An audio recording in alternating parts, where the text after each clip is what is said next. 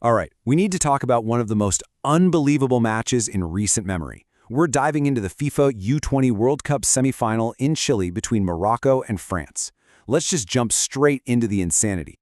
And it really was. I mean, the commentators themselves were calling it a mouthwatering clash. And you know what? They weren't wrong. This was way more than just a semifinal. It was a rematch of the Senior World Cup semifinal from 2022. So yeah, the tension was there from the very first second. So you've got the stage set perfectly. For Morocco, this was a massive chance for revenge. And for France, it was a chance to prove their dominance all over again, but this time on the U20 World stage. You've got two absolute football powerhouses, both just desperate to get into that final. With so much on the line, I don't think anyone, and I mean anyone, could have seen the completely chaotic start that we were all about to witness. And when I say unbelievable, I am not kidding. The match just exploded into life almost right away. Morocco came out flying, really pushing for a goal right from the get-go. So Morocco is driving forward, right? A cross gets clipped to the back post, and their player goes down. You can see it, a clear tug on the shirt. The Moroccan players are going nuts, screaming for a penalty. It has to be a spot kick. But wait, that's not what happened.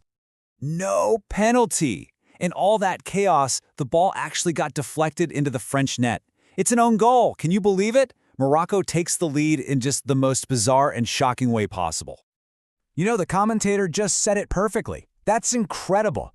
The whole thing was set up by that dangerous delivery from Yassir Zaberi. His ball into the box just caused absolute panic. What a start for Morocco. But here's the thing. You can never, ever count out a team like France. They were stunned, for sure, but they had to pull themselves together and figure out how to get back into this wild semifinal. And that's exactly what they did. After they shook off that initial shock, France started to build up the pressure, moving the ball with real purpose, looking for a way through. And then, there it was. And of course, it just had to be their top scorer, Luca Michelle. It was a beautifully worked move, and it ends with a simple little tap-in for the guy they count on the most. And just like that, we were all tied up again.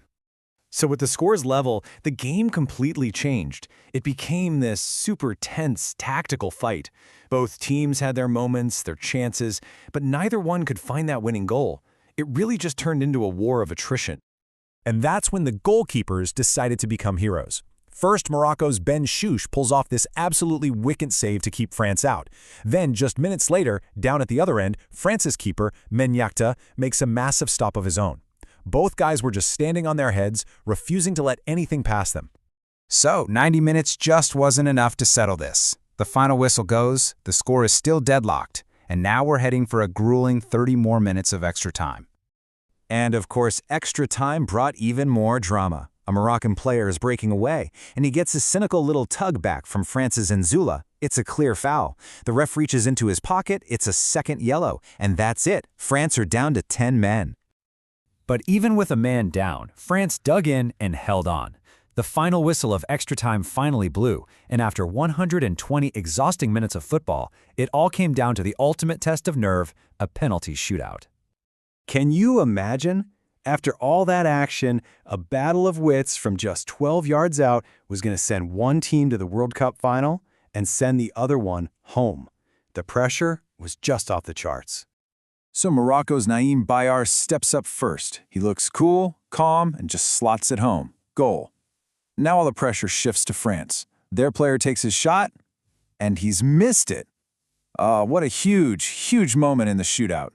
And you could just feel the weight of that moment. The commentator even points out that this player hadn't scored a single goal in the entire tournament, and that pressure, well, it clearly showed in the biggest moment of his life. I mean, that one number says everything, doesn't it? 0. Just imagine that long walk from the center circle, knowing you haven't scored once in this whole tournament, and now your country's fate is on this one kick. It's a massive psychological burden, and this time, it was just too much to handle. So after that crucial miss, Morocco just held their nerve. They calmly converted their remaining penalties, and they sealed a victory that, honestly, people will be talking about for generations. I really don't think there are any better words for it. As that last penalty hit the back of the net, the place just erupted. Morocco had done it. They'd beaten France, and they booked their spot in the final. And look, this win wasn't just about getting one over on a rival. This was a historic, landmark achievement. It's sending the young Atlas Lions to their first ever FIFA U20 World Cup final. So, they overcame this huge hurdle in the most dramatic fashion you can imagine. They've shown they have the skill, the resilience, and the heart. The only question left is, can they finish the job and actually lift that trophy?